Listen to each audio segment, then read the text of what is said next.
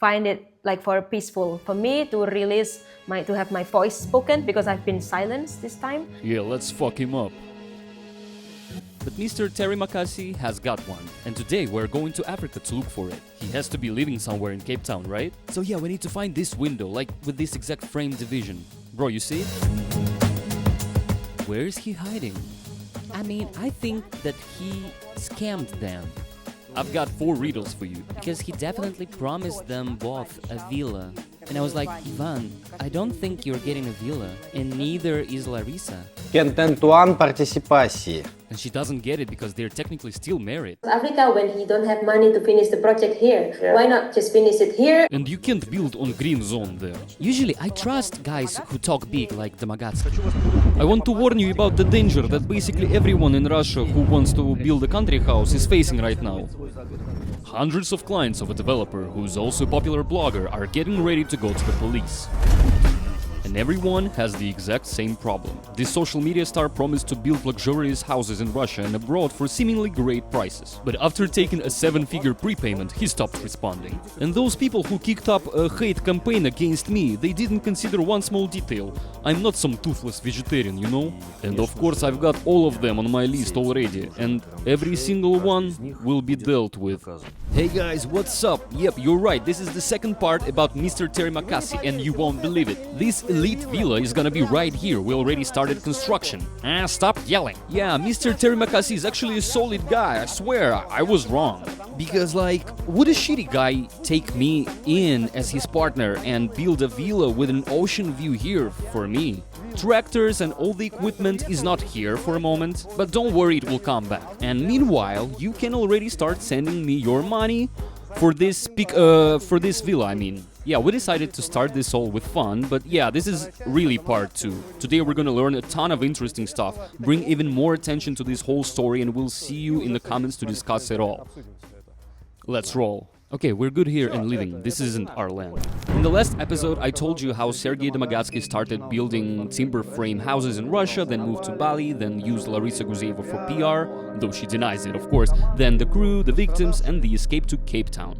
But today you will see an exclusive interview with his current, still legal wife about what the hell was going on in Bali, what schemes, what moves, what tricks he pushed her so far she agreed to talk publicly. So she will explain everything and even address him directly, because she literally can't even get a divorce right now. So he kinda scammed her too. Mr. Terima Kasih himself, judging by his message geotags, fled to South Africa, where nothing is stopping him from starting a new project, since there is still no criminal case filed against him. We already found water and they are installing a well. And so this video wouldn't be watered down. I'll explain. His wife, Zoe, told Nadezhda, one of the victims, the pregnant girl from the previous video. She told her that she had found a receipt at home. Like he dropped it or something. I don't think that he deliberately planted it, okay? No. I've been set up by enemies. No. And that receipt absolutely clearly shows the address of the villa in Cape Town, where he moved his stuff. And Nadezhda, that victim, she found that very villa online. It was listed for sale, but not for rent. It was just for sale specifically. Yeah, I think he does own a villa in Cape Town because I contacted the agents who were selling it. I found the listing online. It wasn't taken down yet. I knew before anyone else that he had moved to Cape Town. I knew it even before he ditched me, because my acquaintances told me that he was looking for land in Cape Town, and everything lines up. He was searching in March, he bought it in March. Was it like $2 million, right? It was 1.6. Yeah, $1.6 million. So she called the agent, and they said it was just bought by some Russian guy. Who exactly? Yeah, nobody's gonna say that. Oh, and I forgot to mention, his buddy, Alex, his business partner, and his wife, they were already posting stories in that exact villa on Instagram. This exact villa. Coincidence? Hell no. How can you call this an investigation? This is dog shit. This is not journalism, guys. And I want to warn you again about the danger that everyone in Russia faces when they try to build a house.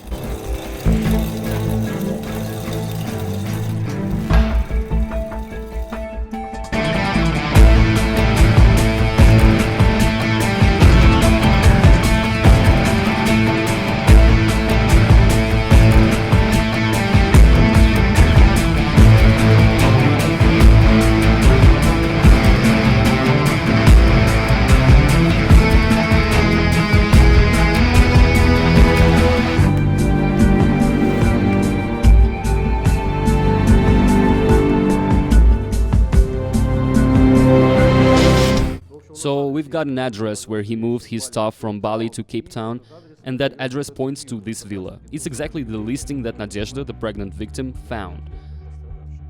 But the renders of that fancy villa do not match the actual address it's listed at.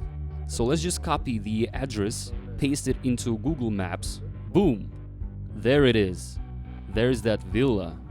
But we see that the address corresponds to that fancy villa where the renders are totally different.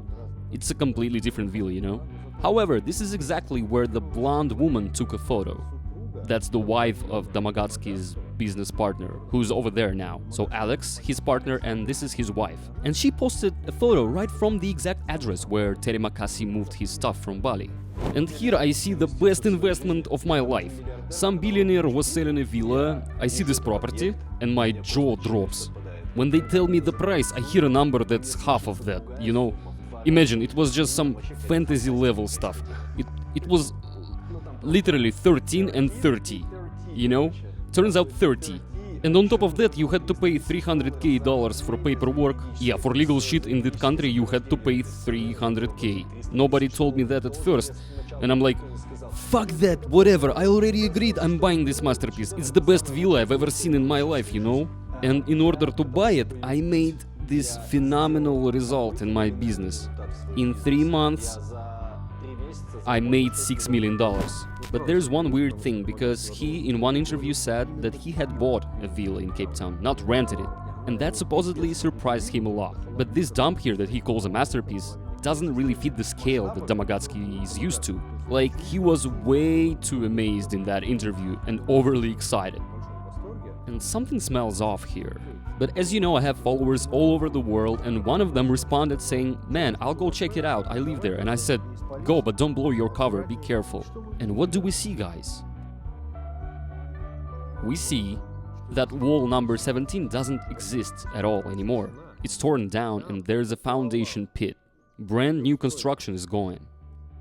And if you peek behind the fence, you see that construction is going on, there are workers, and of course cameras all over the place, but they're everywhere now. So here it says number 15. There's the sign, it says 15. And here is 17, but the entrance isn't there anymore, they've already demolished it.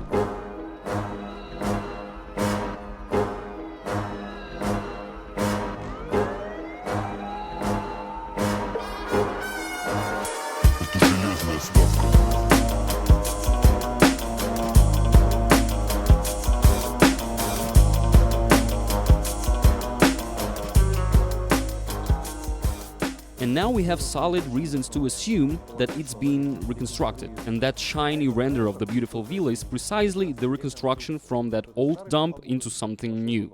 Construction is happening right now. Way too many coincidences. So he would bring it up, that villa, in the conversation, but kind of stopped himself right away, you know? And you don't know where it is, right? Well, we know for sure it's in Cape Town, but not exactly where. I know they ordered furniture there because the guy who made the furniture was a close friend of mine. We met and discussed everything. And I have 4 riddles for you. First riddle. What for was he ordering new furniture? I mean, not his stuff from Bali, but the new furniture and paintings from China to Africa if the villa isn't ready yet. It's not gonna stand on the street, right? Hello from China.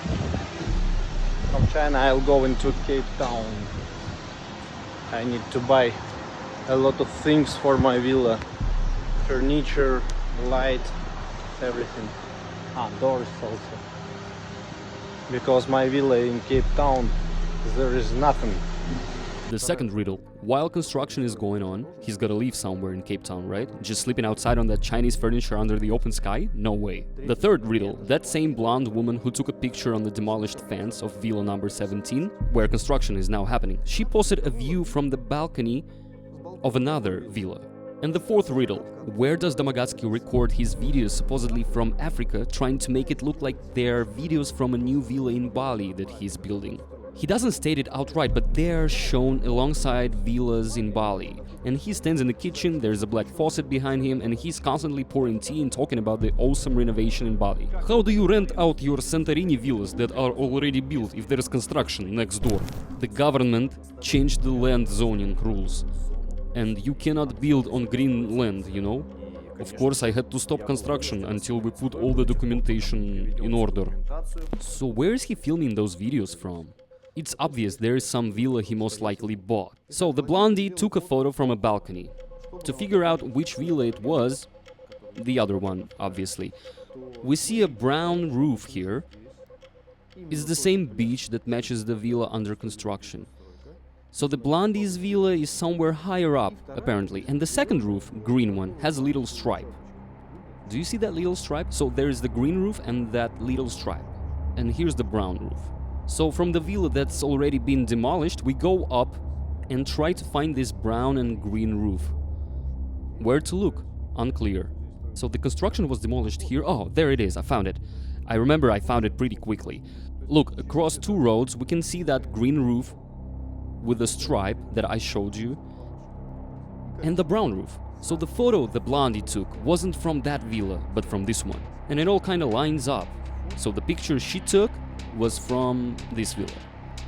Holy shit, I'm stunned, Andre. Like, seriously, how did you even think to check the neighboring streets? I mean, I was walking around on the map, but I only looked near the house, not that deep. But to figure it out by neighboring roofs, I cannot even understand how you came up with that. I'm shocked. Then we move here. Boom! And what do we see? We see this villa with black window frames. It's not a solid proof, but still, on his videos there are also black frames behind him. That black faucet there. Yeah, not great evidence, of course, but we're getting close, because the photo was taken from here by that blondie. Well, maybe she rented it herself with her husband, but I'm not sure. Anyway, behind him there are palm trees, and, by the way, besides those palms, the front side, where he's looking, is reflected, and it's what he sees in front of him, yeah? It's all reflected on the back glass. That could be the sea that's opposite, so he's looking at the sea and it's reflected on the back glass. Frankly speaking, nobody believed my theory. That follower who lives there said, no, you cannot see the sea from there. But yeah, he's standing with his back to the ocean, but from the geolocation you sent me, 1,000,000,000% you wouldn't see the ocean like that, I'm sure. And I go like, but the blondie took the picture from this villa. And black frames, that's it, no more proof. We need the faucet and the palms that are in the background. So we go to the backside of that villa where Domogatsky was standing with his back. So we were standing here, and now we move here, and we see the following. This is the only place where there are bushes, and maybe that's the exact window with the faucet in the kitchen behind that. There is some fence with branchy plants on it, but still, that green palm with some brown leaves matches this palm. Also, a green one with some brown leaves. Sure, it's not enough. We have to go and check, because from behind the fence below you cannot see whether that window is there or not. So, like, do oligarchs live there? Yeah, this is the most expensive neighborhood in South Africa, not just Cape Town, but in the whole country. There is no neighborhood more expensive. I can't believe this douchebag really lives here. Yeah, bro, I didn't get it. Which side are you coming from? Yeah, I'm coming from above. His villa is on my right.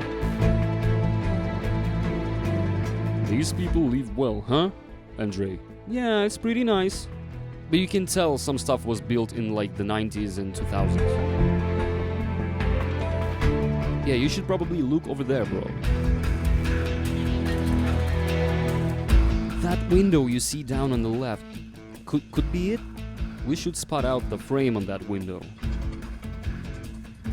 Okay, I see. And that fence you just walked around, does it have any plants on it?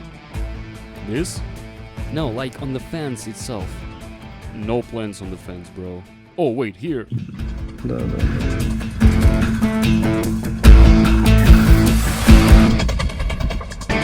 You can't see shit. Oh, down there is a frame. Lower your camera a bit. Yeah, that's the frame, basically.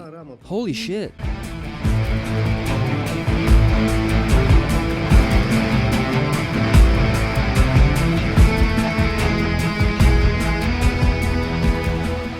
Okay, bro, careful. Move the camera to the right. Okay. Basically, if you walk from above and just film with your iPhone in good quality, not like now, it's too pixelated. That will be enough. You can even zoom on this window on your phone. So bottom line, we need to find that window, the one with that kind of division. You see? Yeah, I got you.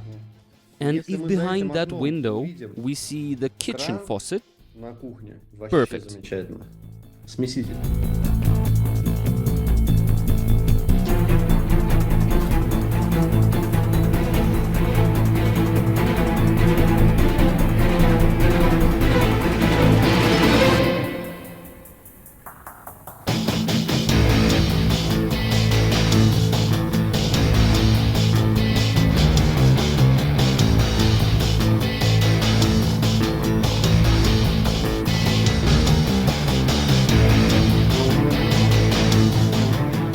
I found that bloody faucet from Russia and you told me it's not possible.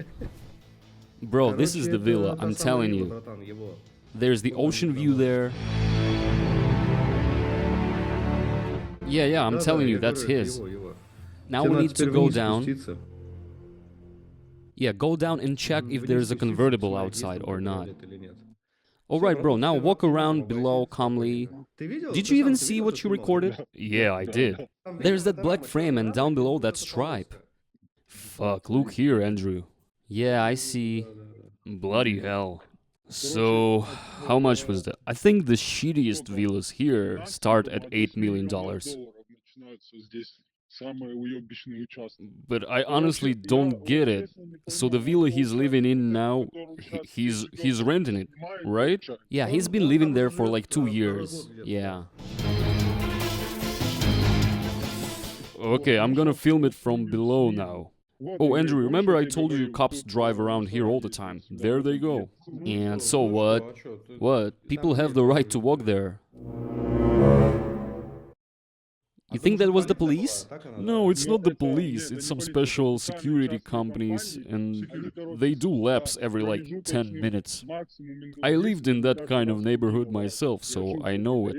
Because, you see, everywhere in Africa there are like fences with electricity. The road splits here, and I think we gotta go up. Yeah, you gotta go up. Some workers are chilling here. Now look. Yeah, that's the villa. Yeah, it looks so. Just don't shout, he might hear you.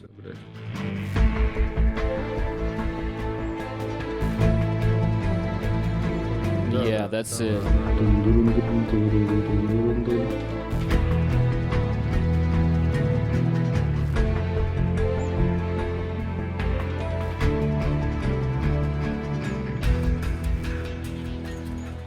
Turns out he's not cruising around in a convertible. Yeah, looks like a BMW.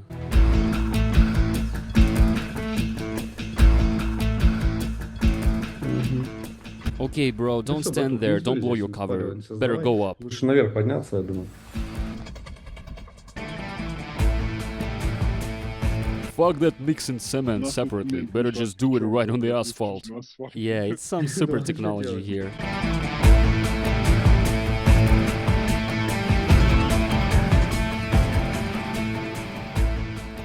I wonder if he tore off the number 2 himself to hide traces, because on Google Maps it still says 22, or did locals sneak part of the sign? Okay, look, should we launch the drone for a nice shot? Fuck yeah, of course. Okay, I'll launch it here.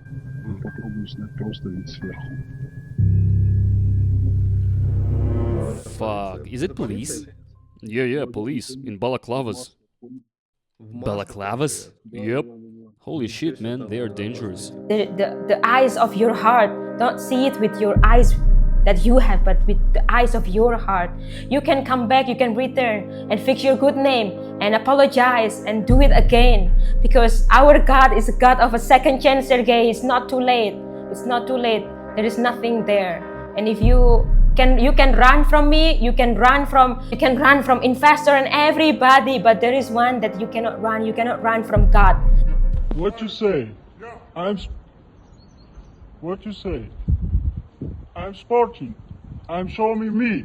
Private property, you are not allowed to shoot your drone there. Sorry, man. Sorry. On my way back, I saw some guard cars. They went right there. 2 cars. I didn't film it though. I mean, I wouldn't feel them driving, you know?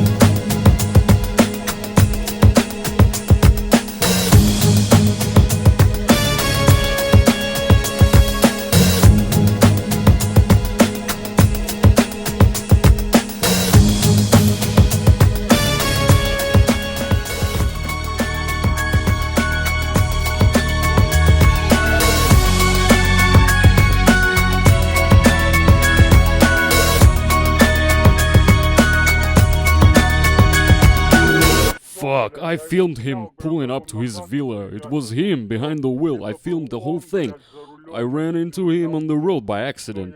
Fuck, I turned around and followed him and brazenly filmed him. Fucking hell, I'm so happy that I finally got that mother. Zoe doesn't speak Russian, just so you know. Hello, Andrew, nice to meet you. Oh, look, I managed to say something in English. So she has a bulletproof vest, right? If something happens. Andrei asked, do you have security? No, don't scare her yet, bro. I have the biggest security in the world. It's God. It's God. Yes. And karma. So everyone meet Zoe, the current legal wife of Mr. Terima Kasih. And as I understand it, she's also stuck with some debts, right, Daniel? Yeah. So how did you two even meet? What exactly got you hooked? Or did he explain from the beginning that this was more of, let's say, a commercial marriage for some specific goals of his? Yes. So it was unexpected when I met Sergey. I never planned to meet him or even try to know him. It was beginning from my friend, one of my friend, a developer, invited me for a business meeting in a Russian restaurant in Canggu. I forgot the name. And I didn't expect Sergey will be there. We were in the table with a lot of Ukrainians and Russians, and I was the only Indonesian person in the table. And when I sat there, he was looking at me, and then I was looking at him. Then he came to my table, and he was asking me my name, and we introduced to each other, and he called me, "You are very cantik," like, "You are very beautiful," like that. And I was smiling, and I find it he was weird, and he gave me 2 questions right away after the talking to each other. He asked me that, "Are you married?" And then I said to him, "I am not married, but I have a child. I'm a mother." He asked me another question because he saw the cross on my neck. He asked me that, "Are you a Christian?" And I said to him, "Yes, I am a Christian woman and I'm not married." I find it weird because he asked me these questions. So he left, and then he was giving me another question, but it was like a IQ test. He showed me his phone, and then he told me, answer this question, like a riddle. So I answered this question. It wasn't hard. Like, I answered it in like 7 seconds. And then he was like, "Wow, that's very fast and you're smart." And he told me that tell to these people around him that this is the kind of woman whom I want to have the child with. Aww. And I was like, this person is strange. First, he was Russian, and then the second, he is weird because I was never attracted to that. And then he got back and he asked the same question to his friends, and they spent like 5 minutes to answer the riddle. And he was looking at me. And then from there, we didn't have that much conversations until the end. He was asking me my number, and I answered, and I gave him my number. And from there, we began to connect. We began to date, and a few months later, he was giving me the proposals of the marriage. Oh my God. Yeah, so that was so fast. It was so fast, and it was so intentional. And he said that on his ear that he believed that it's time for him to find a wife. and he must find a wife that is a Christian. So, and he was believed that he must find a wife that is a Christian and which believing in God. So that was something that attracted me. And when I noticed him, you know that Sergey's somehow when you see him for the first time, he's very charismatic. Yeah. And the way he speak, like very conversing, like a true gentleman, the way how I heard. And not only that, he was also the moment when he said that he believed that he must find a woman from the other part. And I found from other part of the country, which is like so dedicated, like I want somebody Christian. And that was, then I began to get attracted. And we met a few times on a date. And at the beginning, I did not know who he is. I just see him as a man from Russia, and he works in real estate. I did not know about Mr. Terima Kasih or his background. I didn't know much, yes. Yeah, Danny, I understood. They were sitting at Changi restaurant. He was there with some guys. He saw her, asked for her number, and then like a month later, he basically proposed to her, right? Yeah, basically. And he rushed everything. He was like, I want a family, I'm ready for family life, I want to have children specifically from you, Zoe, you're perfect for me, you're smart, orthodox, believer, you know, the full package. So you mean he was already searching with a purpose, like for some specific plan? Sounds like it, yeah. Okay, let's clarify here. After they officially registered the marriage, or maybe even during the wedding prep, did he start hinting like, we need to sign something, or like we should set up some business stuff together, like trying to pull her into his schemes, or was he quiet about that? When he take a woman that has a child, that is also like helping, part of helping, that was his intent. At the beginning, I refused the proposals. So he proposed me a few times. The first proposal I refused because I find the intention was so into business. And then I did not speak with Sergey in a while. I spent time traveling around the world, and then I did not connect with him. I think at that time he was in South Africa. And then he came back to Indonesia, and we met again. And that was the second time we went on a date again. And then we have this talking and these connections to see that the chemistry is still there, that's the feeling is still there. And then and then he began to ask, then it's time, let's get married. So from there we got married. Daniel, let's ask her about his Indonesian Instagram account. What was it called? Mr. Terima Kasih. Yeah, Mr. Terima Kasih, right? Mr. Thank You in Indonesian. For those who don't know, he had an Instagram account where he gave out money to random poor people in Bali, and that's how he created this media image of a kind, generous guy, but obviously that's not for nothing, it's to attract new clients. So she was there at the very beginning, so maybe she can tell something interesting? Like maybe in the backstage he explained the real purpose of it all. Was it like for fame? Or did he genuinely wanted to help people with money, you know? Somehow he refuses to return $10K to a victim, but can hand out cash to locals. Because why the fuck not?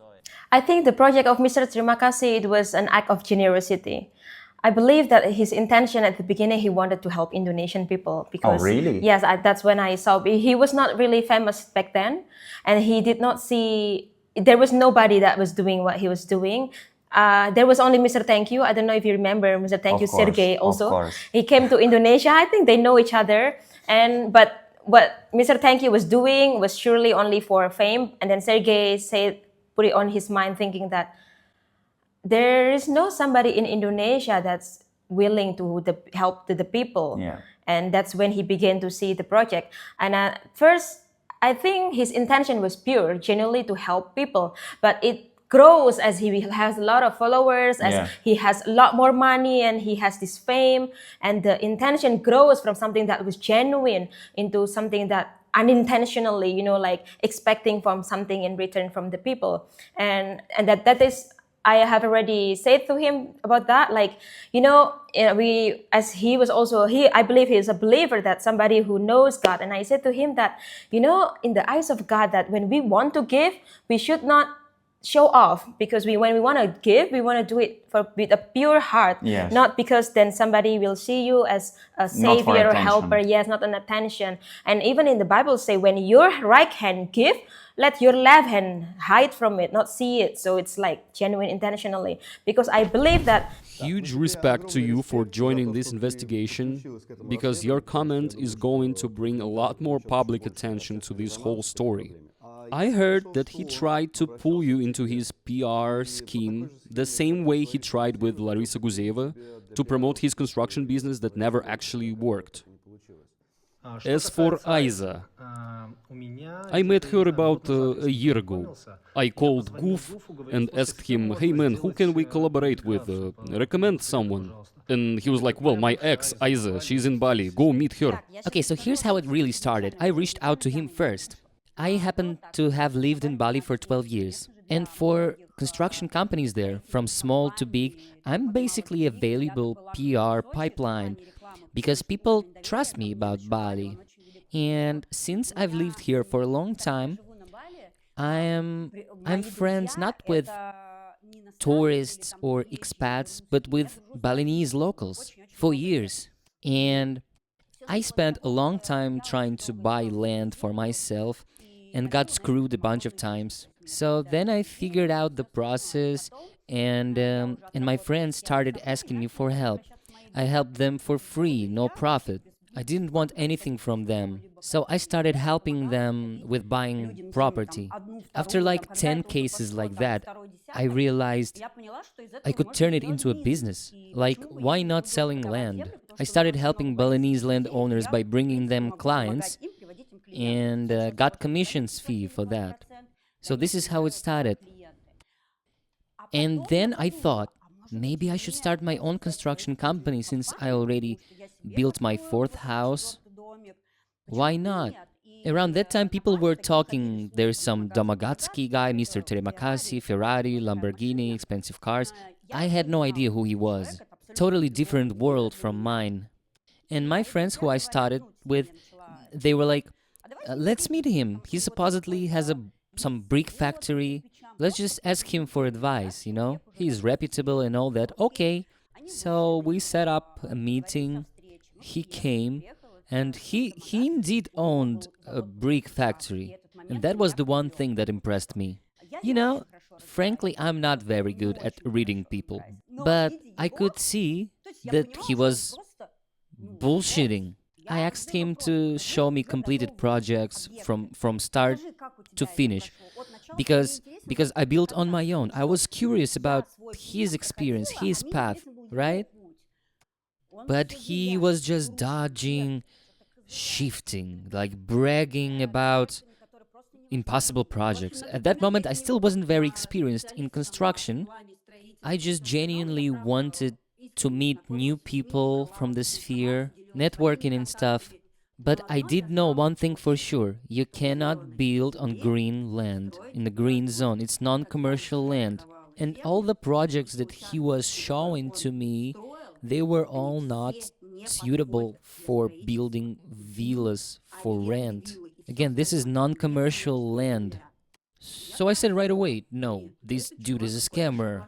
After our meeting, he basically forced himself to come to my house the same day, started filming me, and I was like, bro, you are not posting this.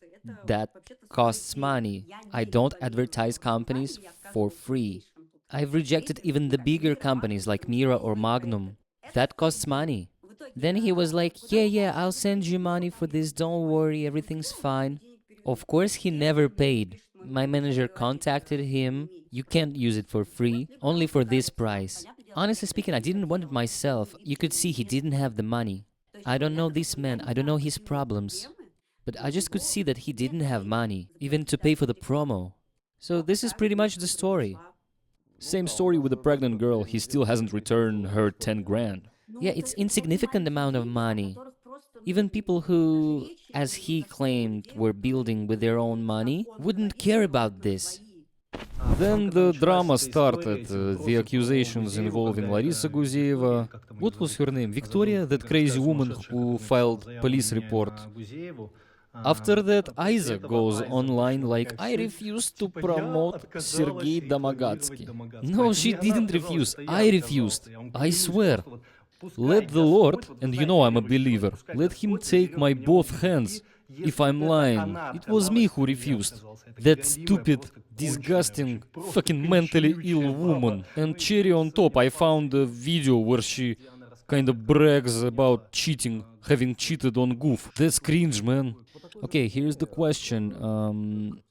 So did he drag Larisa Guzeva into his project the same way? These people make a lot of money. So what do you think she should do now? Sue him for damaging her reputation?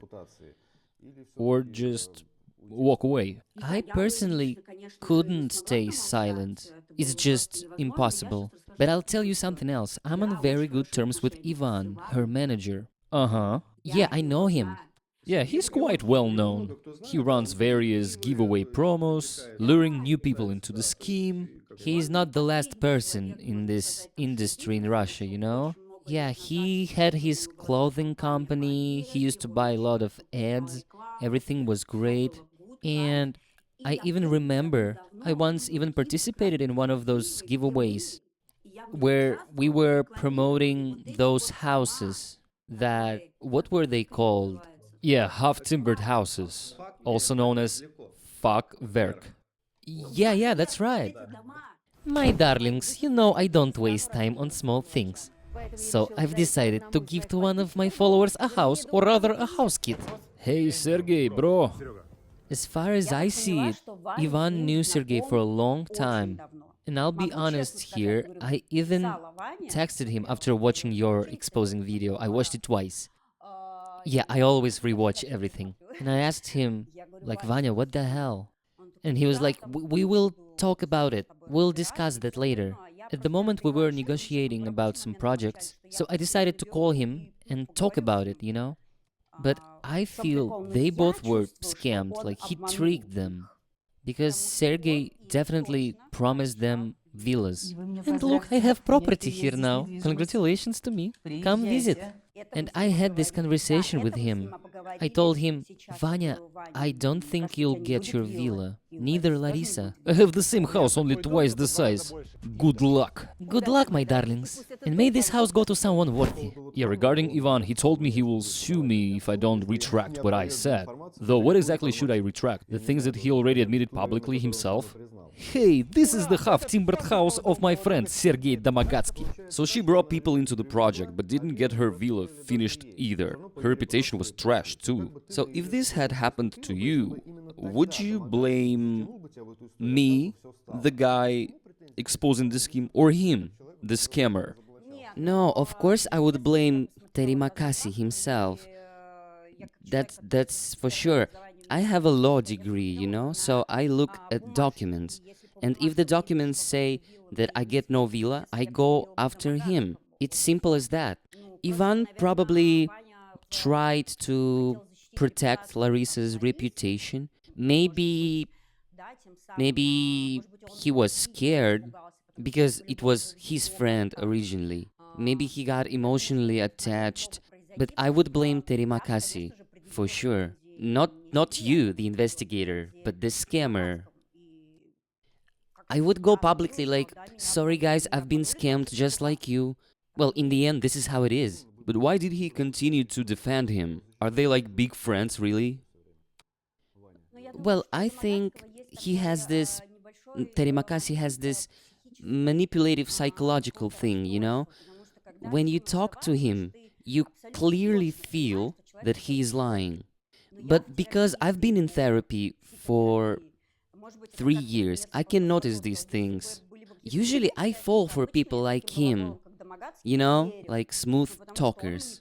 He manipulates. So to many victims, he was a reputable guy. But in fact, I was like, let's go and check out your projects.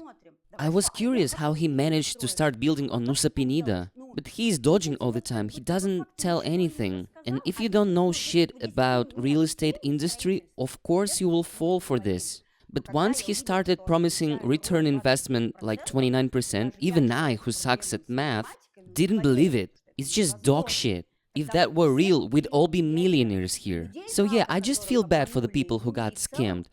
People need to check deeper. I don't know, we now have ChatGPT, you know, it replaces everyone, like lawyers, notaries. even some law enforcement. Daniel, let's ask Zoe, when did she feel the first real warning bells that he was some shady dude, or maybe there were no bells at all and she only realized at the end that things had gone ugly with the investors? Yeah, actually, the clear sign that I received was the day that he pleaded for divorce. That was the most hurtful time in my life, and he was, because I sensed that his words now not matching on his actions. Because I believe that when he take the marriage, like I do, I take it as a covenant. You know, when the covenant that you make before God, it's not a contract. Yes. It's not as something that you take out of the benefits of your will, you know. So that is when I noticed the beginning of the man, what he said in public does not really match his actions. Yeah. And I also see some kind of strange behavior and how he treated like waitress. For example, that he is very impassioned and he was like, hurry up, come on, I'm a busy person. I'm like, always like, calm down, Sergey, calm, people is gonna come, we just have peace. Yeah. And his mind is actually corrupted, like, you know, he began to be someone that very aggressive. Yeah. And that's when I began to notice that a strange behavior. And even his personal assistant sometimes like would have messaged me and called me like, Boo, ma'am, you're the only one that he will listen, because we try to tell him about something, he won't do it. So when I tell him, he would do, for example, about to do fixing documents or passport stuff and all this kind of thing, and he would listen. So that's when I noticed the strange behavior, is when he suddenly wanting a divorce unexpectedly after I don't see any problem or anything weird. Okay, and it's all this happens after how many months? I think since your marriage? Yes, this one happened the end of the year. This time, the end of the year last year, 2024. Okay. It was after a while, and I sensed it that something was not right. Something is going on, that he goes to the other side. Yeah. You know, like there is a two sides. Of course, there's usually the black and white. If he's been in the white, but he goes to the other side, and that's when I sense it more like spiritually, not just physically, because sometimes Sergey can put smiley face and he's very friendly, but in the behind, I've always prayed to God and I ask that only you know what is hidden from human. Yeah. Somebody can hide their feelings or their intention to me, but God always see everything. So that's when I sense that Sergey began to change. Got it. Listen, family stuff is their private business, right? We, of course, want to dig more into how he dealt with investors, like whether he was just throwing investors' money away or what. Let's go back to that question about his Instagram, Mr. Terima Kasih, the benefactor. Saya menggadakan undian. Quem tentuan participasi. And ask her straight up, did he spend investors' money on those gifts for poor people and giveaways, or was he using his own cash? As far as I know, and as far as we know, that what do Sergey do for work is real estate. Yes. Where does this real estate money come from? It's the investor. But the thing that we need to understand, when you are a developer, all the money that goes to your account or the company account is not all your money. That you need to be stewardship, and you need to be wise to separate which money belongs to your own pocket or not. Yeah. So in here, I sense that there was a lack of management in the money. So whether it was the money of investor, it was his own money, it got mixed up. Because the thing with his company is I'm not really sure how they work. I was not in his business. Not really sure how he works, but he has people that take care of the money. Like when money comes, everyone use it. Yeah. Like so for example, personal assistant can use for this need. All people can get access of this money. So there was no really such a management for that. And even for Mr. Terima Kasih, sometimes in the villa there is like a bunch of money like in a bag. Not know where that money came from. Maybe from someone paid, or maybe it was a profit from contractor or anything. It can be a lot of cash, something like that. And people take use. He used to have like this personal assistant who fly to Dubai every 3 months on business class, first class, like buying Rolex every 6 months. So I have no idea like where people have this much of money. Like they have just the access to use it. Anyone, for example, we need money for this, they will just give and give. Yeah. So even for the project of Mr. Terima Kasih, it's hundreds of millions already spent for it. For the motorbike, for building the house, to give free phone and all these things, even the traveling, it's also not small money that I know. And whether it's Sergey money or investor, his money is coming from investor anyway. Okay. A lot of money. Like sometimes I even wonder like how did he got this lots of money from where? Like he could stay 1 month in Atlantis and it's not cheap. And that a lot of money he spent on lifestyle, and whether it was for girls. And one says that, we saw your husband in Kempinski yesterday. And I was like, I came with my son the next day. I was like, oh yeah, it was with me. I try to cover it because I care about his good name. And often, most of the time, personal assistant mistakenly send hotel bookings to me, because of course, like they will think that when a married man, with who he will spend the night in the hotel, if not with the wife. So they will send it to me, and I say, oh, thank you, I will give it, thank you, we are here now. Even though I was in the house and I saw the hotel booking, that was not with me. So the way how he spent the money is unwise. So that is not good, because from him, actually, I learned about stewardship, to be wise with the money, especially when it's not yours. Yeah. It's happened. It happens. Oh And also, please check with her whether there was a moment when she realized, or maybe he told her openly, like, we'll use this investor's money now, other investors will come later, we'll cover the gap, keep building. Did she see a pyramid effect starting? Him just taking money and going, don't worry, we'll close the gap with other people's money, cash comes in every day, nothing to worry about, let's keep spending. Yeah, most of the time, he probably doesn't know how much money that was there, because most of the problem is he does not know. He does not know about anything. Like he does not know how much money how much money we have, and what we use it for. When he's having a call, for example, with assistants, like how much we have in account now, just this. How much we have now, just this. But where the money goes, what is the money for? He does not track, and he was never tracking it. It makes me learn that you can trust people, but you need to have boundaries and be smart. Yeah, and that kind of system he doesn't have. He just give it to assistant that handles everything, and who knows that they can take some into their own pockets, like and or spend it or anything. He has no management in that. And you never ask him about that? I asked him. Stop. Yeah, I asked I was surprised because of the way how people can spend money so easy, because I was born in a family that was poor, and I believe that Sergey was also born in a family that was poor, and it should teach him or learn about how to use the money wisely, because we were coming from unfortunate family. And I always ask, like, how come you spend so much money so easy on buying things unnecessarily? Like every Saturday would stay in Kempinski, would stay in hotel and do this and that, flying. He just doesn't feel that it's heavy. Really? For me, it's like when I spend the money that I earn, I will do it carefully, right? But he feel it like it's not something easy to spend. It's just easy to. Maybe it's like a psychology, because it's not your money, so it will be easy to spend, or I don't know, but I don't see it was a struggle for him to spend money. Maybe he was sure that next money will come as soon, and it's not a problem. I can. Yeah, I think. Like that. There was one time he was saying, we had this conversation that I remember. He said that God always provide for me, and He always bring me when I am in trouble or in problem. God is always covering me and always protect me. But then I said that,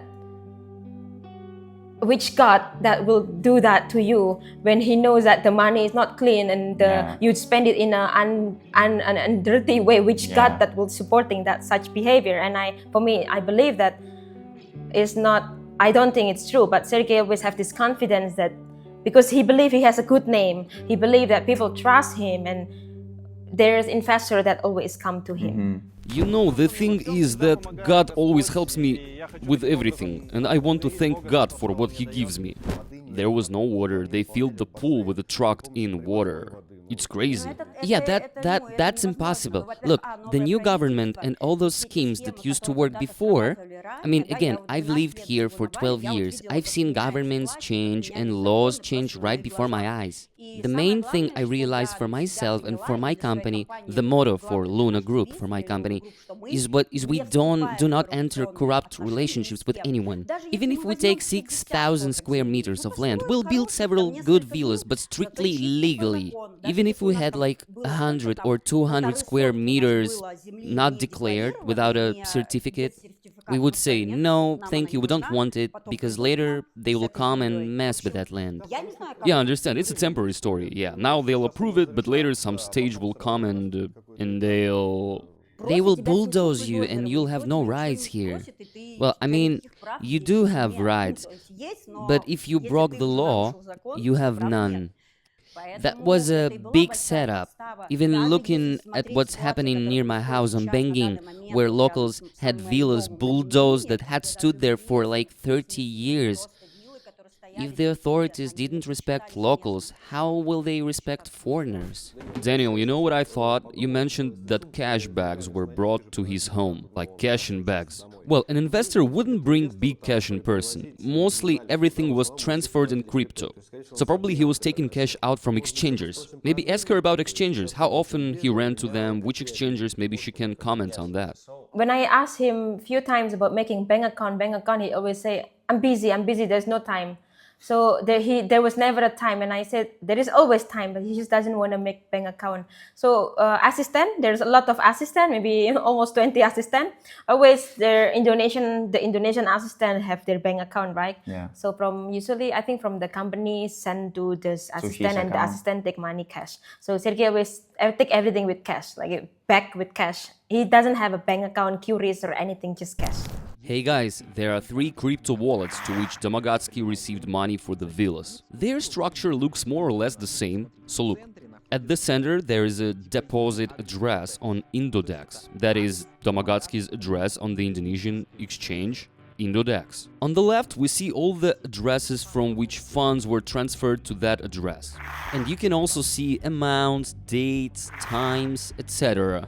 So we can understand what funds went into that address and in what volume. But at the same time we cannot see what happened next, because here we see a transfer to the Indodex exchange, an internal wallet there, and then it's blank. And here the whole tracking story turns into a black box thing when an exchange is involved, because we can see all those wallets that send funds, we can dive into each wallet and inspect their transactions and so on, but we cannot see what happened with the money after it went to the exchange. Well, that's only for us, a black box. For regular users, law enforcement in Indonesia, however, can go to Indodex and say, hello, this wallet here, please show what happened next, where the money was withdrawn, blah blah blah. And that's it. And they will provide a full printout immediately. Why can they provide this data in the first place? Probably because between Russia and Indonesia there is something called a Mutual Legal Assistance Treaty in criminal matters. It has many points we care about too. First, establishing the whereabouts, identification of persons and items. And the second one, providing information, documents and items. So here's how it works overall. A criminal case is opened, diplomatic contact happens between Russia and Indonesia, there seem to be no current problems there, and then a mutual exchange of data proceeds. And these further transfer data can actually show a lot, because for example you can track that at a certain time funds were associated with a wallet address classified as an exchanger somewhere in Amsterdam. That would mean that on a certain date and time funds withdrawn from the villas were exchanged in Amsterdam for cash. Or let's say there are countries and places where real estate can be bought by crypto, like Dubai, hypothetically. And the thing is that realtor addresses sometimes intersect, and you can similarly establish that history. These are just examples. Therefore, the whole story of crypto's complete anonymity is very exaggerated, because in some cases crypto transactions look more transparent than banking operations, let's say. Further, I traced all transactions that came to TerimaKasih's wallet to get a rough statistic of which regions were funding him. It's easy to check. For instance, in 2024, the Binance exchange, the largest in the world, stopped servicing Russia. Which means that most Russian citizens who don't have residency elsewhere, probably they lost access to Binance. And Mr. TerimaKasih's wallet history shows that at the end of 2023, transactions from Binance stopped, and transactions from exchanges like MEX, HTX, Bybit started. So what does that mean? From this we can infer that 80 or 90% of investors were Russian citizens. But I found an interesting transaction with Coinbase. Why did it attract my attention? Coinbase is an American exchange that operates outside the US too, for EU citizens, Singapore, a bunch of countries not under US sanctions. But the main user base is still US residents and citizens. And so even the traffic stats to Coinbase show like 65% is US traffic. In fact, it's slightly higher because some use VPN, some are elsewhere in the world. At least everyone I met who had Coinbase was 100% American. That's my observation. Why is this interesting? The United States has the strictest investor protection laws. They have the Department of Justice, they have securities commissions, and they can easily take action to protect investors. For example, issuing search requests, inspecting transactions, etc., etc., etc. As far as I know, in hacker/carder/scam circles, there is an unspoken rule. You can scam anyone except a United States citizen, because even for $5,000 there can be big problems if the victim pursues it with law enforcement. And especially for 100K, the risks are way more real. These were my stats. Stay tuned. Before he left for South Africa, had she started to think that this was basically some kind of escape? Or maybe he just went there a lot in general. Like he just took off now and that's it. Goodbye. Yes. So in this thing, I don't think it was his intention to run away to South Africa. Yeah. But I know that he wanted to invest there, as what I know. He opened up a company in September. Yeah. One of the assistants went there to have a company and he wanted to start investing there. And I know at that time was the conversation about opening company. He wanted to know how much the tax and all this thing. He was not planning to run away to South Africa, is what I know, because he loved Bali so much. I know he loved Bali, he loved Indonesia, and he never felt this kind of warmth from the people, and the people love him. So he was not planning to run away from South Africa, but when that was also the same day when he said he wanted to move to Africa, it was also the same day where he breaks my heart when he said that he wanting a divorce. I remember we had this kind of conversations in a restaurant on Christmas night, which is supposed to be happy day. He was saying that he felt brokenhearted, that he wants to leave Indonesia. He wanted to go out to Africa, and he thinks that Bali is not for him anymore. He doesn't find the peace here. He's under deep stress. And when I asked him the reason why, he said because the problem with the work, with the problem with the government, all the laws, that's difficult for him. And I had this conversation with him. You know, I remember, this is something I very remember. I said to him, do you think that you can be wrong? Because I believe that God put you in Bali, maybe for even a bigger purpose. Yeah. Because when the God who starts something in you is the same God that will also help you to finish it. And when you start something, we should finish it. So I said that to him, but he was so depressed, and Bali and Indonesia is not for me. It's not for me. And then I said to him, did you remember last time in Nusa Penida that God gave you a sign that Bali is for you? And he asked me which one. And I told him, remember that when in Nusa Penida you saw a whale, a big whale. It was jumping Nusa Penida and that was for him to see, because I never see whale in my whole life in Bali, but Sergey saw it, and that whale. Fuck my life, this is one of my projects and there is a whale there. Holy shit. Woohoo! For that, that was a rainbow. You know, it's interesting because in the Bible, rainbow was a sign of like goodness, Yeah. and then the whale was a sign of repentance. Yeah. So I think God was trying to speak to him, be right, be a good person, repent and come back to me, and you will see the goodness. Yeah. And then I said to him, don't you remember that you see the whale? It was a sign that God was saying that Bali is for you. And he told me like this very strong. But I also saw a whale in South Africa. And as I was like, all right, tell me, what kind of whale is it? It was a black whale and it's dead on the ocean, on the shores. And I was Yeah. like, wait, the whale in South Africa is dead and the whale is in Indonesia, is alive, and he was playing around with the rainbow. Isn't that clear what God is telling you, Sergey? And he was like, no, I still want to go to South Africa. And I said to him, Sergey, remember my words. Every time you see, whenever you have to choose between life or death, always choose life. I said to him, always choose life, because I believe that God can restore you even when things are difficult. When you surrender and you surrender and you try to fix the problem, you speak with the people, connect, there will be a solution. There is no problem without a solution. There is always a solution. But he insisted. That was the time that he told me to shut up, and he is leaving to South Africa. And now you guys know that he, between life or death, he chose South Africa. Wow. Like, yeah, Bali and Indonesia weren't for him.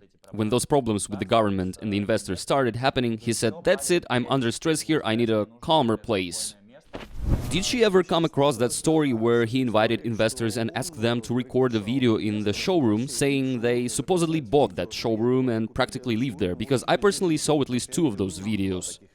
As what I know, there was one guy that came to Nusa Penida, and also at the same time, Sergey said that I'm gonna have a investor come, and after this, I will give you money to pay school for kids. So, and then, but pray for me. He always, when he's in problem or he needs something, he will look for me and then pray for this that the investor will like and buy. So I do and pray, and then the investor buy and forgot the money for my kid. So but anyway, when I see that this man, I think he was buying. He was one of the investors, but maybe he canceled. So, but Sergey make a shooting about the guy. Like everything's good, Everything's like it's good. my villa, thank you, Sergey. Like that, and I think it's also like emotionally, you know, when you buy a property from him and you believe that he has a good name and he's this man with charisma and that he want to shoot you video and put it on his platform, it also feel like a safety. So whether you're gonna buy it or not, you will just do it. If you cancel, you can take money back. So whether he's buying it or not, I'm not really sure, but he had someone that come and make a review of the villa. Okay. Apart from Larissa. You should fly with Larissa Guzeva.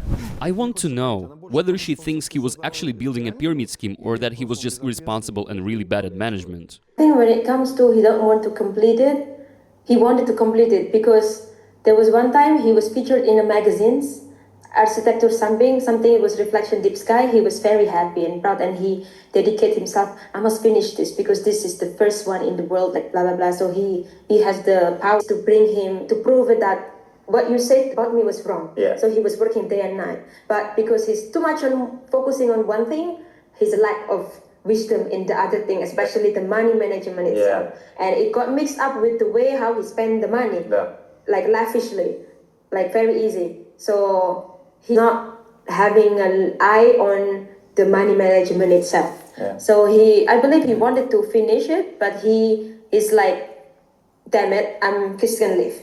Like, because I see it, he's very like, he just throw things easy.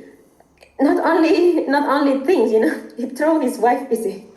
So that's how his character, like, you know how this thing in Indonesia, we call it like responsibility. So you know that, you know, when a man has a responsible man, when he want to do it, he want to finish it. He want to have this, but he's just lack of responsibility, just like whatever on his mind there. Even if something is very important in front of him, his mind is there, he will do other way, and he doesn't feel bad when he's not finishing responsibility. He doesn't feel bad. That's what I don't understand, how come people act such way. Yeah, I get that. Look, here's my next question. Say I have a villa. I got this foundation, let's say, right? I understand this is not a pyramid. I do actually want to finish it. They bring me a magazine and show me like, look, you are in a magazine. And here's the thing, I start having problems with the builders or with the designers, or something was done wrong. Anything can happen. But the money should still be there. Where is the money, Zoe? Where is it? Again, like the problem was the money management from the beginning. Yeah. And when you take the roots, it's from the beginning. So not a good management to do the money for the first project, and you are lack from it, and then you need to cover it how? Yeah. You need to sell something new. For example, one time he was like in a rush, need to go to Tabanan because that's where next money I used for Santorini, for example. So when I hear that, oh, where is the money for that? Because when investor pay, of course it pay for that, right? You cannot use one money to cover what was in the back. Then it would be like a pyramid. Yes. So it's the lack of the management, and he does not know. He just does not know. Because many things he does not know. For example, where is his thing? Where is this? Sometimes he asks, where is car? Where is Lamborghini? I'm sorry, may I ask something? Is it true that happiness is not in money? No, that's bullshit. Everything is always like he believes that people take care of everything, what he do. He just does not know it himself. But I believe that that's why he hired many people, because so people can help him. But the people that is supposed to helping him also just want money, not really doing the actual work. So that's causing him, in the end, every time I ask about how is Kinda money, he always like, don't talk about it, it's stressing me. So he focused on other things. There was a time when the project was stopped for a while because the change of contractor. It just stopped. He just stopped, and he kind of decided to continue it and move to another project already, move to Santorini already. So I think I don't know if this is his character, that not finishing one thing and move to another thing. Because this is what I see now. He's not finished with Indonesia, and how come he wants to start investing in South Africa? So I don't know if this is the character or he did this before in Russia, but from what I know from some of his friends say that Domogatsky will not come back to Russia. And I said, why? And I said, do you want to visit grandma? He's very old, visit grandma in Russia. I said, she's okay, she's having money, she's being taken. But there is something that I don't know why he doesn't want to go back to Russia. Yeah. I was beginning to suspicious that he did some kind of thing before in Russia. Okay, but see, from this another question appears. Okay, you can end up with massive debts and run off to Africa, or you could minimize the debts, partly compensate people, finish at least some villas. But he stopped everything completely, and he didn't even sell his Lamborghini, which he could have sold and used that to finish at least a few villas. The one who builds, they get it done at cost price, so finishing would have cost like, what, 50 million rupees per unit or whatever. Maybe the Lamborghini isn't actually his. Yes, I think the Lamborghini is under the company name, because when we traveled to Jakarta, I met a lady. She was the one who helped Sergey to buy the Lamborghini. So it was bought from Bandung, I think, from Java. But he paid for this car. Yeah, pay for the car and company name, with the company name. The license, it's under the name of company. And why, I also had this question, like why not try to sell? Actually, he's trying. He has a land that tried to sell. He was also asking me to sell the land and sell and help to sell. But the thing is, I don't know why he does not want to sell a Lamborghini or watch, or he has some shoes, like he can sell like some clothes. Like I was like, this is still worth, like Sergey, this is still like 3 million, like this thing. Yeah. Like try to collect it. It's also everywhere. Some is in the office, some is everywhere. All his stuff is everywhere. And why not he want to sell this? I think it's ego and it's pride, because I don't, maybe he doesn't want to look poor. If he when I look like I'm trying to sell things, then that means like more like psychologically, like I don't want to look poor, more like his pride and his ego. And I believe that where your heart is, where your treasure is. I think his heart was in the money, in the self-image rather than responsibility. Yeah. So that's where he put his treasure. What do you think? Because I'm trying to convince people that he's not going to finish anything and pay back, but your personal opinion. Do you think he's actually capable of finishing all of this and coming back here? Or there is zero chance? How can he finish it? I don't know. I'm like, from what I'm seeing, it's like he didn't even plan to build. He purchased green zoned land because it's cheaper, much cheaper than yellow zone land. Let's say we're not even building on yellow zone right now, we're building on pink. That's like the minimum. And he purchased green zone plots back when the prices were still reasonable. And yeah, green zone land is way cheaper. But what can you build there? A garden? It's like he never intended to build in the first place. Like the whole scheme was simply to take money from everyone. It wasn't even strategic, at least finish one villa for someone. Is there even a single person who actually got a completed property? Not even one villa there has been delivered to investors. But there's a showroom built for each of the projects, that's it. Yeah. A showroom and concrete shells, and then another showroom with more shells around it. My personal opinion, he should have just called everyone together and said, okay, here are your concrete boxes, here's the remaining money for construction, here's the government situation that's causing problems. Let's go figure out whether we can downscale the number of villas and designate part of the land as green zone proportionally. But how? I mean, what proportion? Wait, honey, wait. Sorry, my partner is here. He's also my fiancé. In green zone land, agriculture must occupy at least 60%. But how? What are you gonna do with that? Take a huge plot and put one villa on it? Yeah, he'll have to demolish part of it. He'll have to demolish or pay dirty money for that. And we all heard what happened with André. He negotiated with one government, then the administration changed, and he didn't want to start paying off the new government. That's exactly the point. And so what, you'll have to keep feeding every government that comes in forever? No, I don't think TerimaKasih ever intended to finish anything. It wasn't part of his plan. What advice would you give to the victims who gave him money and are now waiting? I would absolutely file a report. I'd absolutely seek justice, if only to prevent others from being harmed. Because the government is trying to shift toward at least somewhat more lawful, orderly business practices. There was already a precedent. I don't remember if the company was Magnum or something else. I don't want to lie, but the locals came to them and said, we like this, we're taking it. They filed a legal complaint and got the property back through the courts. Yeah. So I wouldn't just sit around waiting, because a person who lied on such a scale and screwed over that many people and offered deals that didn't correspond to reality, that's not even a pyramid, you know? It's just taking people's money. A pyramid scheme is when at least the earlier investors get something from the later ones, and then it collapses eventually. And here it looks like from the very beginning, the whole idea was simply to take people's money. And I remember when we met, I clearly remember his obsession with my audience. Like, 4 million followers, oh my god, how much money can be pulled out of them? That video he posted where he was supposedly meeting with the mayor, was he actually meeting about resolving this whole problem, or was it something else? Does she know anything about that meeting? You remember that video, right? Like, the mayor is coming to see me, blah blah. But he muted the real audio and put music over it, so no one actually knows what they were talking about. Wait, was it the mayor? Yeah, maybe like a gubernur. Gubernur, Yeah. yes, thank you so much. Yes, Sergey has a connections with, I think he's from Jembrana. It was Mr. Tamba, if I'm not wrong. He's an Indonesian man. He was the previous governor in Jembrana. That's when he's building his Tabanan. Yeah. Yeah, I think they wanted to talk about Tabanan and also how we can collaborate with the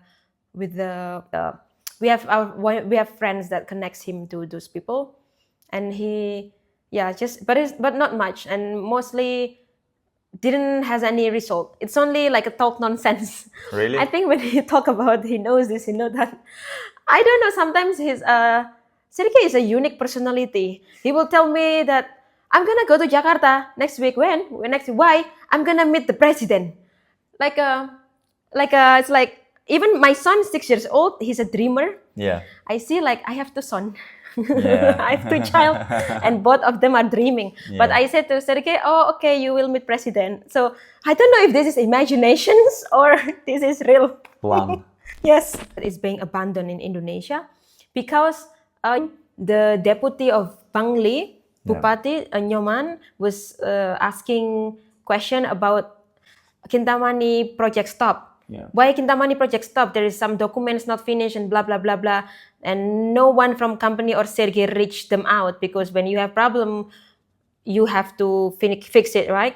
So they see that, oh, he has a wife, Indonesian, and then I was getting a contact that from them. It's like, this is project of your husband, and why he's not continuing, and blah blah blah, all this thing. Even the electricity is going to die, they will take it out, water, no water, and they say that if you're his wife, I think you can begin speak with the investor. If you want to continue this project, we can help do it easy way. But yeah, so this is when I have the conversation with Sergey. I actually offer him solutions with peace. Like, I understand if you don't want to be married, it's okay, but you cannot have this property abandoned, like it's gonna be a ghost town. So I said, I offer you an option that can continue this, but it is not under you anymore, because I don't think now people will believe in you, because after all these things, so you take money, run. What can be done is that hand over the project and have somebody new that will continue it, because what has been started needs to be finished. Because like this, then can pay back the money from investor. And I offer him, we can do it in a safe way, like how we do in Indonesia, in Dubai, where you do like, this thing like a escrow account. Of course I know this thing. We can fix it. I will help with the government, especially when they know I met them. They even like tell me how to get this done, how to fix all these documents, and you just need to humble yourself. You cannot be pride when you come to the government. Who are you to think like that? So I offer him a solution of he can continue this project, but he needs to hand over it to a new company. And I offer him, you can do it. I can help you to do it in the new company I set up. So your investor will continue the project not through you, but through the escrow account that I provided with the government from a bank of Indonesia or a notary. So all these things so we have the control. Whatever is the profit remaining, that's for you. But whatever is the part, that's for me. So like that is safe. So that was the solution. I tell him, if he cannot continue, cannot pay back the investor, because I sense that the investor now want money back. And he said he cannot give money back. If he cannot give money back, at least he give villa. And that's how it works, right? And also with the developers, when you have the money, it's not all your money.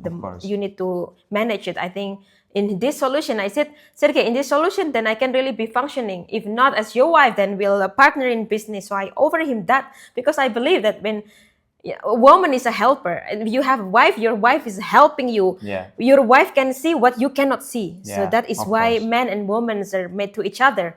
So that's when I say to him, but his answer was very simple. He just said that, I don't need help. I am never going to come back to Indonesia. It breaks me, not only me, but I believe that it breaks everybody that has a hope in him, that was putting money in him. Because why you don't want to go back to Indonesia? If you don't want to go back, that's okay. At least give them peace, like let them continue the project and have their money returned.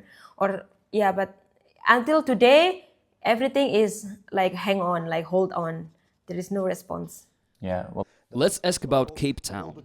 People are saying that he bought a villa there for $2 million. Is that true or not? Maybe it's just a temporary rental and he's building a new one. Or is that the very villa we're talking about? I'd like to clarify this part a bit. This conversation before, on the same day when he was about to leave, I asked him, did you still buy the villa in South Africa? He told me that I don't have money to buy it. Because when he wanted to have a divorce, I was asking him about, it's difficult because now I don't have a job, and after I become a wife, I was so focusing on helping, like with home, So I cannot just suddenly leave and bye-bye, I was asking him for a help, a support, like normal as a wife. Yeah. And he said he did not even have any money to support me, to give me a support. Yeah. And I asked him, did you buy the villa in South Africa? And he said, I canceled it, I lost the deposit. He said that he already put like 100,000, something like that, 150,000 deposit. And he decided to lose it because he does not have the rest of the money to finish and complete the payment. From what I know, he said that he did not buy the villa. I don't know if he lied, but that's what he said to me. But about the car, he showed me a picture of a car. It was Maserati black. And I don't know if he buy or he rent. Because it's difficult now to believe which one is true or not from what he said. After I felt being deceived, I don't know if what he says sometimes true or right. It's difficult to differentiate. Okay. And you think he bought this villa or no? Because I hear that he is. If there is a proof, it could be buying, because I remember personal assistant hand over the villa, because one personal assistant in South Africa was having a picture showing Sergey that this is the key, so it must be the villa. So maybe he ended up buying it, but it's also questioning me why he always needed money at that time. It's some kind of like the answer. Maybe he needed the money for this house in South Africa, but it's also questioning me why he buy a house in South Africa when he don't have money to finish the project here. Why not just finish it here and then sell, then buy something? That's how the right way to do it, right? But why instead of finishing project, get the money and buy, why he just used the money? He always needed money. At that time he always needed it. He was like, sell this land, let's sell this fast because I need money. He always need money. And as I know, when he left Indonesia, he goes to China first. Before South Africa, and he goes to China on fabrics also for buying stuff for this villa, because this villa is empty. Yes, as I know, villa is empty, and I must to buy furniture, electronics, something stuff for house. But if it's rent, not sell, how it's possible? If it's fully empty house, if it's rent, because when you rent it, it's ready for live for someone with furniture, with electronics. But I think he buy this villa and goes to China for buy some stuff for the house. I think he ended up buying it because he got the money. I don't know from where, because I question also the same when. Why you in China buying furniture for villa in South Africa if you did not buy it? Like, are you trying to be a broker for furniture in Africa or what? He buy it for himself. And I remember even he bought one painting from a famous artist, very expensive, like I think it was more than 10,000, a painting of a woman on the wall. It's like something like that. And I was like, why he would put such effort to have a nice furniture if it's not his own villa. If it's renting, you can just buy anything, or even Airbnbs, you have a lot of villas there that exist.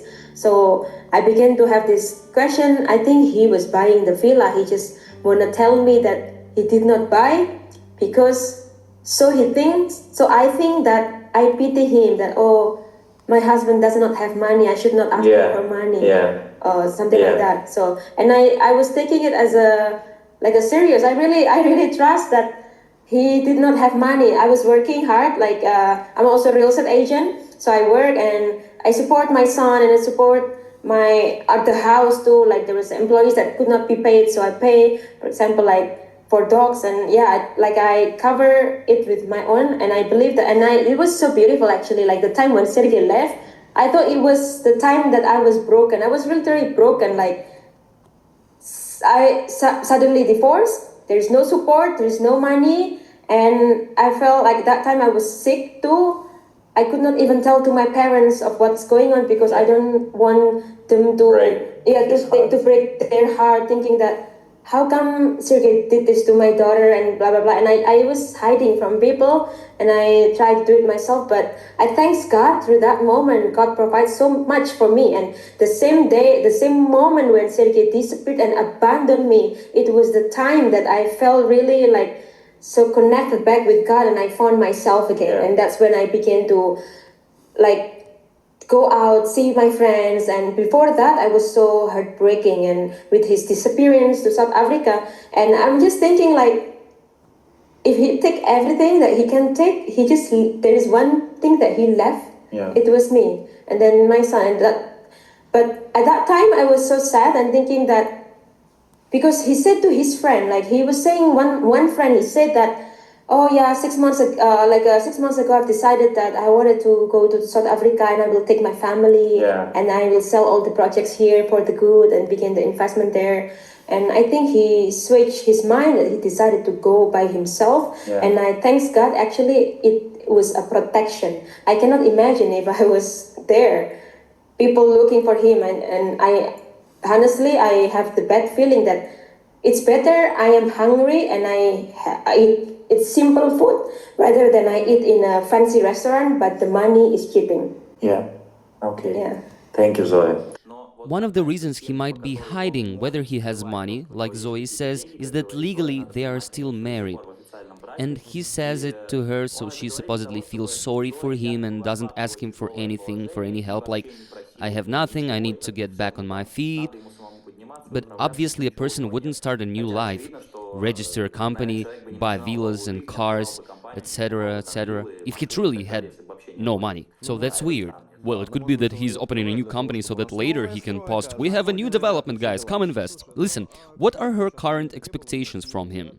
Because she basically agreed to talk to us, strangers to her, to give this interview and speak out. What does she want from him? Yeah, I think it's mainly because I have been not in contact with Sergey in a while, and this is way I can speak to him because he won't listen to me. He will not listen to me or answer me. So through this thing, I can speak like the truth from the heart. Like if it's a chain, let it be broken here. Let the chain is broken here. So there is no reputations of such things like this, and there's no other woman that he will marry in the future for unintentional reason, or let there be, more like, I just find it like for peaceful for me to release to have my voice spoken because I've been silenced this time. And yeah, it's purely that I don't have any intention to try to bring Sergey down or trying to blackmail his name. I believe that when a person has a good intention, God will protect. Yes. Yeah, so what I want to convey to viewers, in addition to what Zoe just answered, is that at the beginning, the first couple of months after all this started, she stayed silent.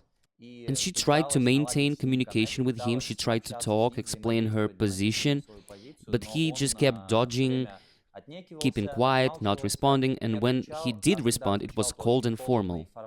And she just waited and waited. But now that Sergey has completely stopped responding in any meaningful way and is basically trying to distance himself from her entirely, she doesn't understand it. Because they are still married and there are children involved, even if they are not his children biologically. And he knew that, he accepted that responsibility, and now she's abandoned and he won't even listen to her. So she wants to use this conversation as a loudspeaker, a way to reach Sergey and say what she needs to say.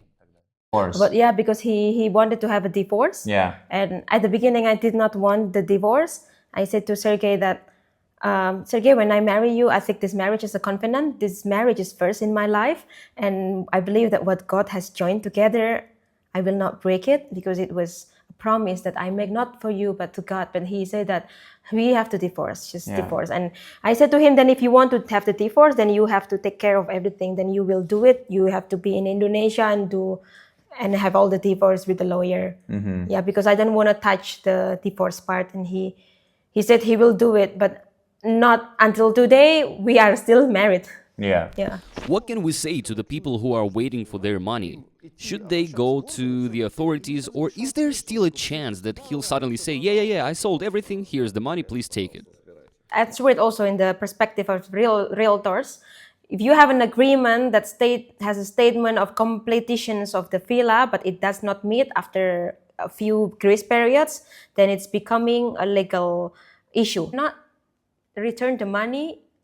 The investor need to have a collections and have a great lawyer that puts what will Sergey compensate Yeah. if the money is not returned, what it is. This is our next question. What he can compensate? If, for example, he has land here, Lamborghini, Ferrari, I don't know, whatever, and how it's possible to push him for sell it and share this money Yeah. with these investors. Yes, that's what I was thinking too. It's like it's simple way, you know, like just sell what you have, and especially for land, I think land can be so cheap if you sell them cheaper or under the market price. He has a land in Brawa, close to Cafe del Mar, and there is a land in, as far as I know, Batu Bolong, close to the beach, close to Alex Villa, and it's still worth of money. I think it's enough to at least pay half of everything that is taken, but not sure why he's not wanting to sell them.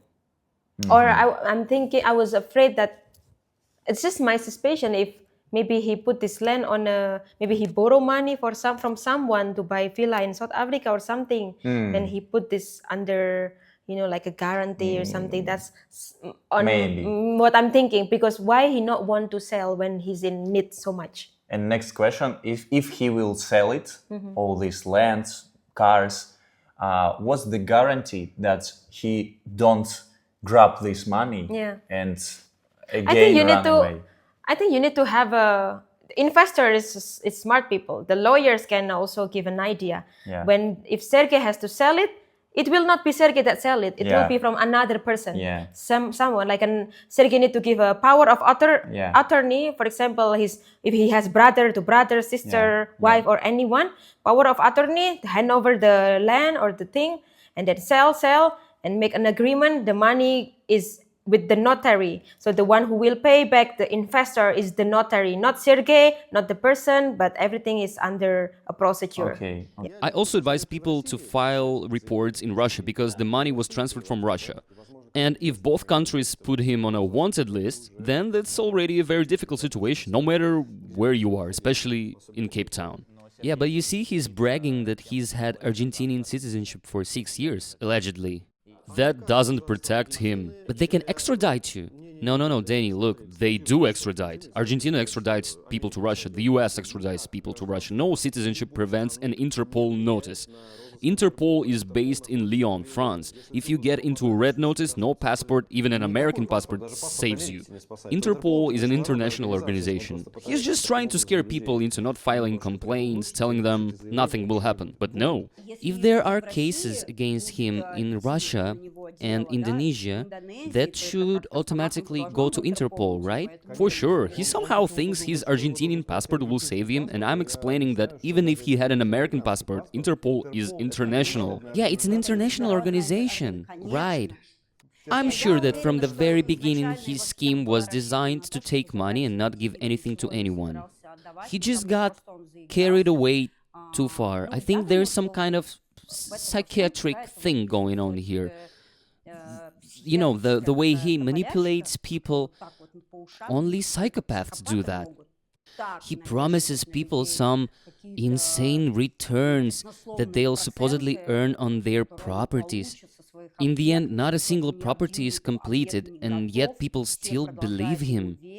And if they still believe him now, that's just absurd. But I get it. People get scared when they lose money. They don't know how to act. But I would go to police. Yeah, because from all the pyramids I've exposed, I've noticed this. When a pyramid collapses, some people side with the scammer in hopes that maybe on the basis of friendship, they'll get their money back somehow. There was even a case where someone who tried that, there's this guy Eric Gafarov, the scammer, and later that friend of him borrowed money from him and didn't give it back because, well, I invested in your pyramid and you owe me. And later they spilled acid on his face. So I wouldn't advise staying friends with scammers. Facts. This hope that you'll get your money back, but you'll just lose more time. Because realistically speaking, how long has this been going on? Like, you releasing this investigation video now and still no one has received anything. The cash gap here is enormous. The biggest cash gap I've ever seen in my life. So I think there are no chances. And plus ego and greed. Yep, he's very greedy. That's a fact. You know, actually, the day when he left to South Africa, this was the pain.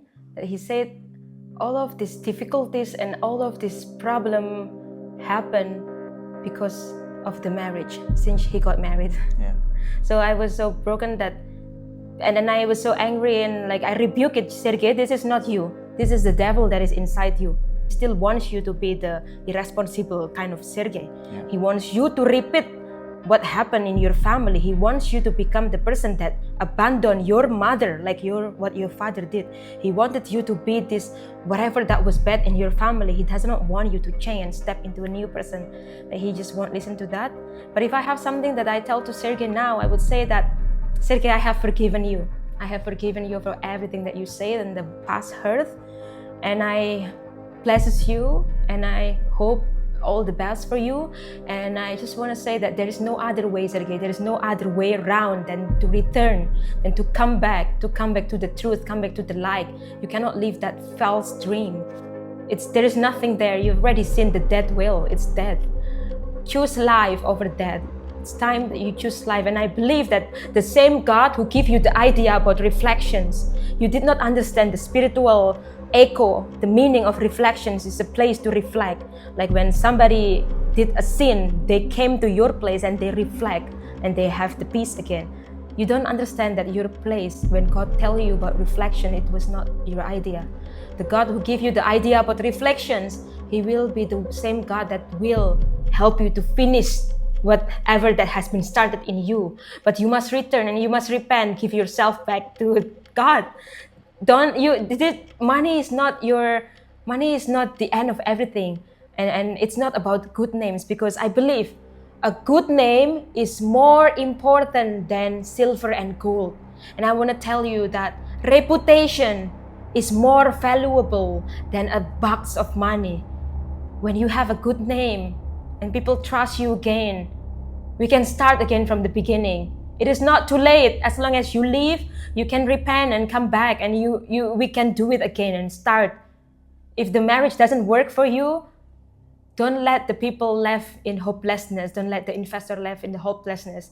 There is someone that trusts you and invest their money on you because the mother is sick and he wants to use this investment on you to pay off the future of this mother, and the money is gone. Can you imagine if it's babushka? Can you imagine if it's grandma or your mother?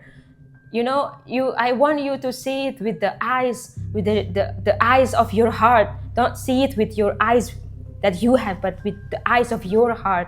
You can come back, you can return and fix your good name and apologize and do it again, because our God is a God of a second chance, Sergey. It's not too late.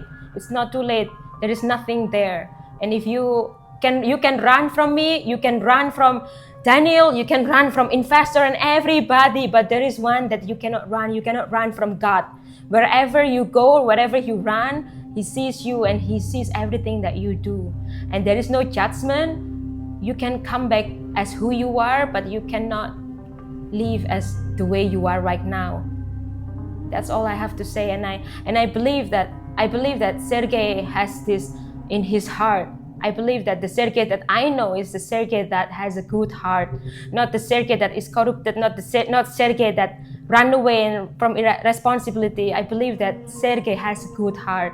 I believe that Sergey Alexander Domogatsky, you are not a bad person, and it's time for you to come back to your first love, come back to God and have it all finished. Do you remember the church in Nusa Penida, the church? And I believe when God put it in your mind, in your heart to build a church, He has a plan for you. He has a plan for you, but don't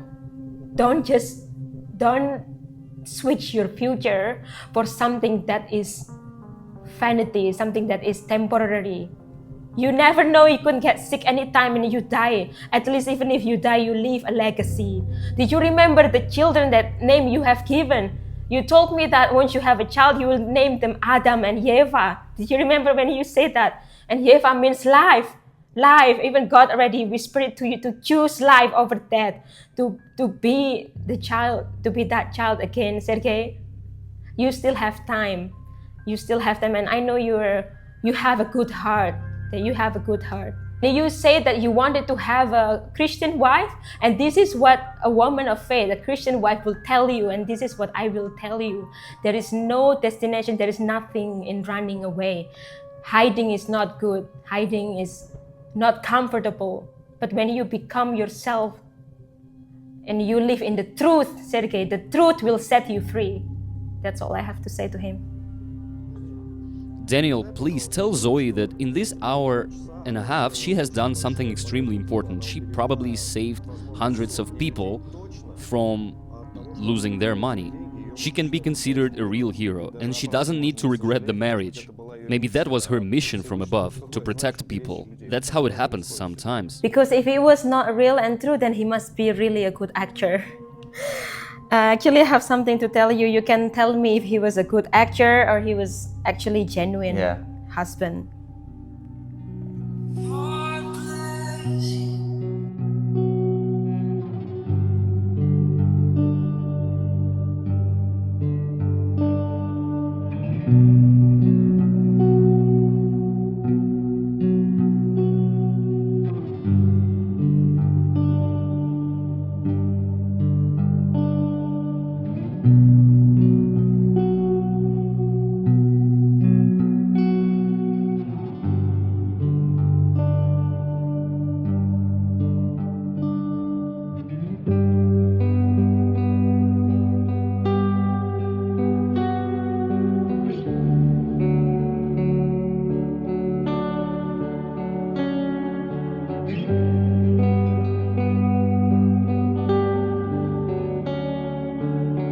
Is it true that happiness is not in money? No, that's bullshit.